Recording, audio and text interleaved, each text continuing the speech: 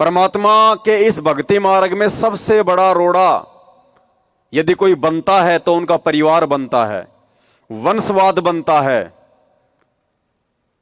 और कबीर सागर में परमात्मा ने लिखा है कि इस कबीर परमात्मा का यह भक्ति मार्ग चारों युगों में उनके नाद पुत्रों से चलता है, यानी उनके वचन के बेटा बेटियों से चलता है, उनके अपने परिवार वालों से नहीं चलता, वंशवाद से नहीं चलता।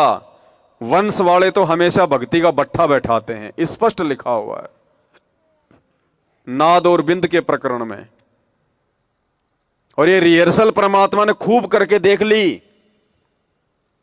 650 साल पहले कबीर परमेश्वर जी ने कमाल नाम के लड़के को मुर्दे से जिंदा किया और अपने बेटे की तरह उसको पाला, शिक्षा दी, उसको दीक्षा दी। और वही कमाल आगे चल के परमात्मा के मार्ग में सबसे बड़ा रोड़ा साबित हुआ। वो गुरुद्रोही साबित हुआ, उसने परमात्मा की संगत को तोड़ा। क्या उस परमात्मा को नहीं पता था इस बात का पहले कि जिस कमाल को मैं जीवित कर रहा हूं ये आगे चल के मेरी संगत को तोड़ेगा?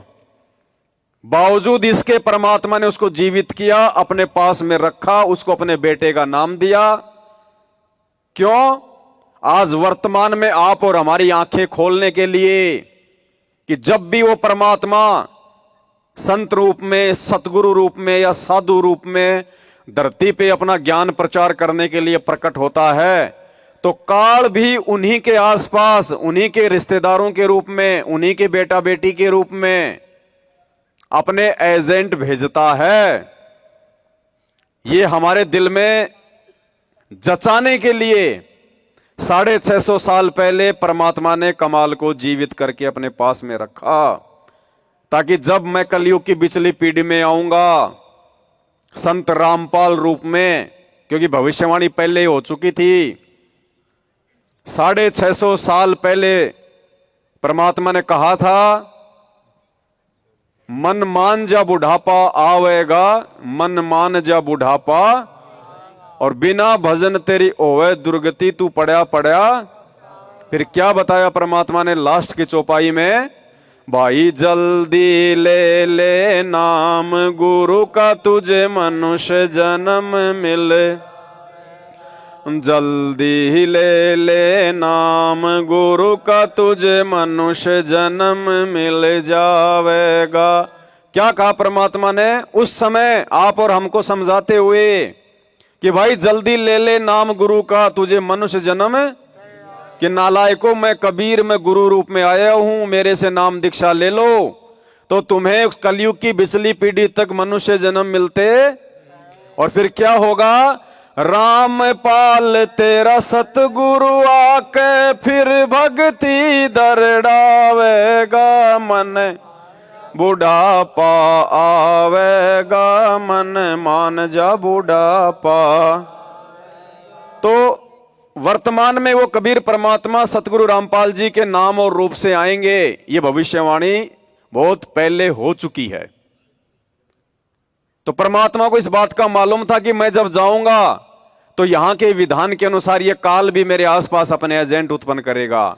तो कैसे मेरे बच्चे सावधान रहें, कैसे उनको इन बातों का पता चले, उसके लिए परमात्मा ने जानबूझ के उस मृत कमाल को जीवित करके अपने पुत्र के रूप में अपने पास में रखा और आगे चल के एक उदाहरण पेश कर दिया कि देखो मैंने इसको अपना बेटा समझा, अपनी जान से भी इसको प्यारा समझा, इसको नाम दिया, इसको पहचान दी, मैंने इसको दीक्षा दी, और देखो यही मेरे बच्चों को काल का एजेंट बनके तोड़ रहा है।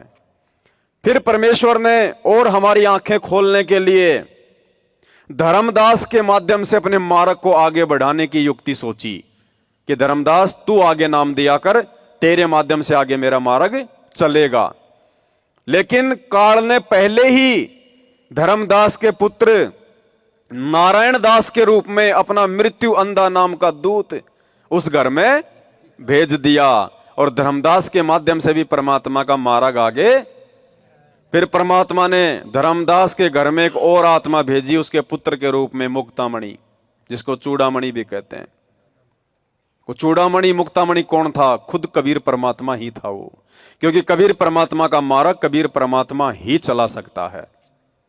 फिर आगे आप गरीबदास जी महाराज जी का जीवन देख लीजिएगा।